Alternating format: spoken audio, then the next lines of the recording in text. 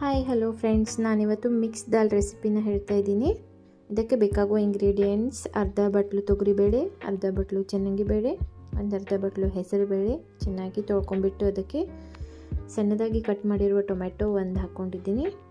ಇದನ್ನು 3ರಿಂದ 4 ವಿಸಲ್ ಹಾಕಿ ಕುದಿಸಿ ಒಂದು ಪಾತ್ರೆಗೆ ಎಣ್ಣೆ ಹಾಕಿ ಬಿಸಿ ಆದಮೇಲೆ ಸಾಸಿವೆ, ಜೀರಿಗೆ, ಬೆಳ್ಳುಳ್ಳಿ ಮತ್ತು ಕರಿಬೇವು ಹಾಕಿ ಒಗ್ಗರಣೆ ಕೊಟ್ಟು ಅದಕ್ಕೆ ಹಿಂಗು, ಸ್ವಲ್ಪ ಅರಿಶಿನ ಪುಡಿ, ಆಮೇಲೆ 2 ಸ್ಪೂನ್ ಸಾಂಬಾರು ಮಸಾಲ ಹಾಕಿದ್ದೀನಿ.